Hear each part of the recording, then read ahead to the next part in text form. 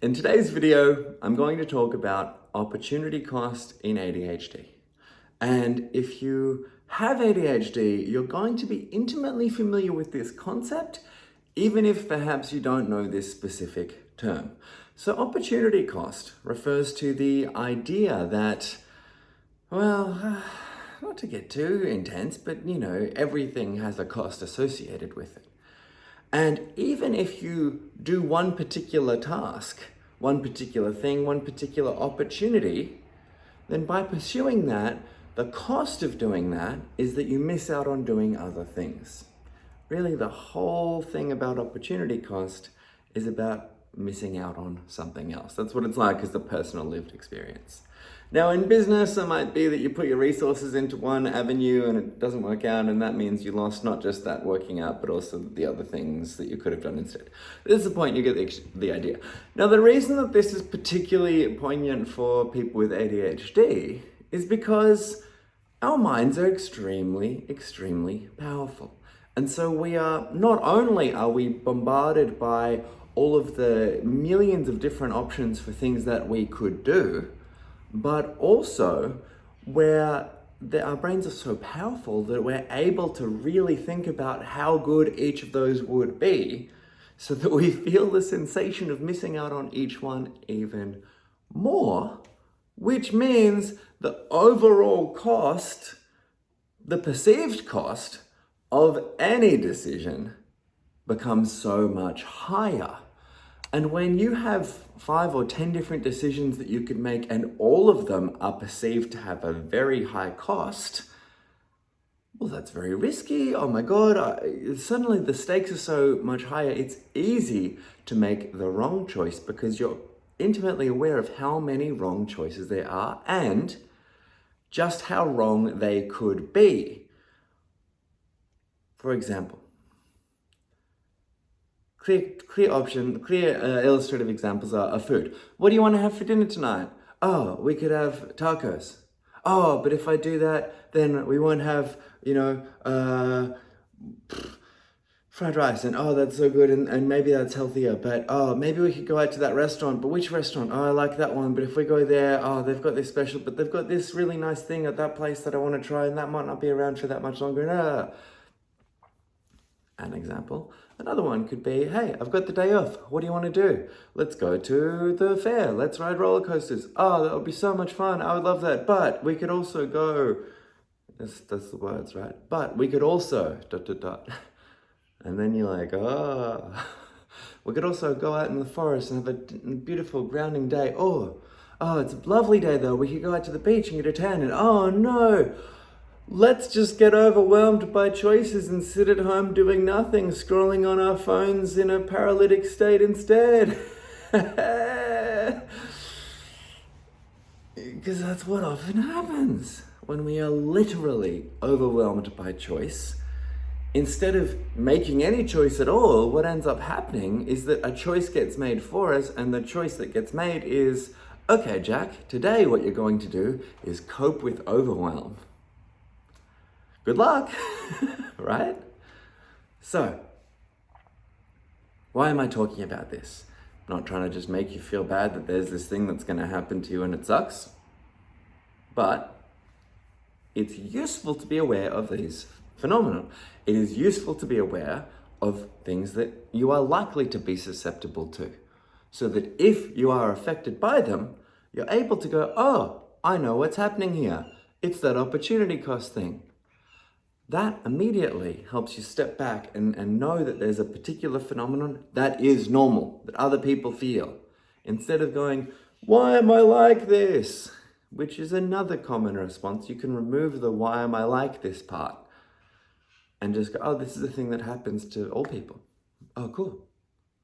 Helps you move past it much quicker without getting, that point's made. The other thing that's useful is that if you can identify what's going on, that you're getting overwhelmed by choices because you're too aware of opportunity cost, then you can do different strategies.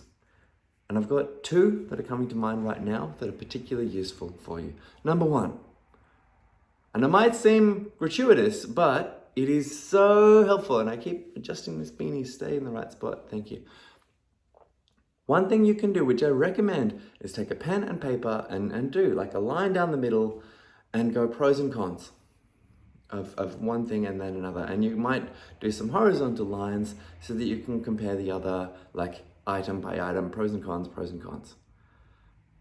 Putting it down on a page helps you actually organize and decide. And this might be as simple as, what should we have for dinner tonight? Or should I take the dog for a walk up that street or that street? Oh, I don't know. Oh, it's too overwhelming. I don't know. If I go there, I won't get to see that.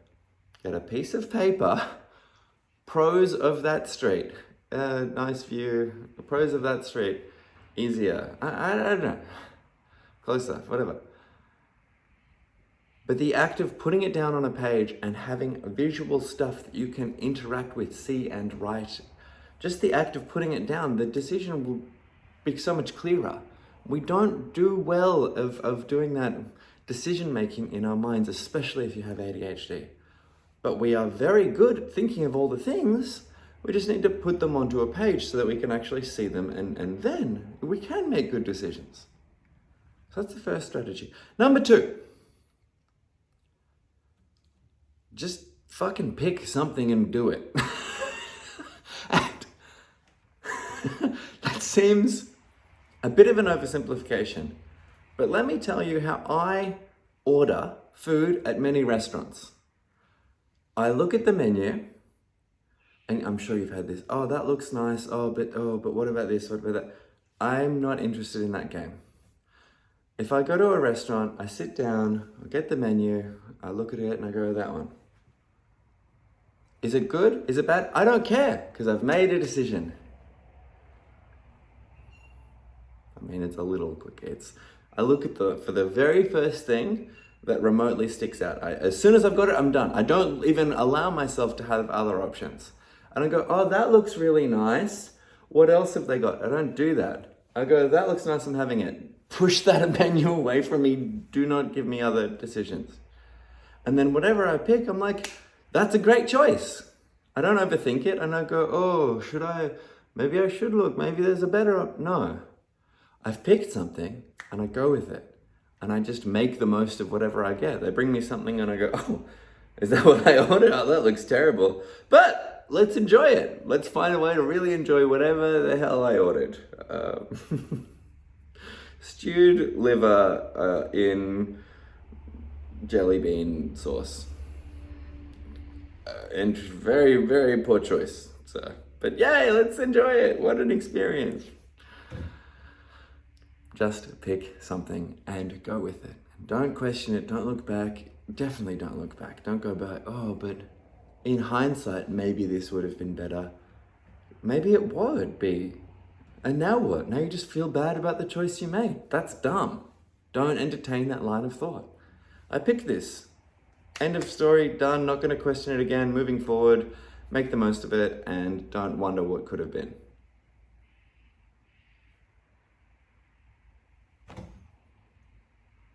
Simple,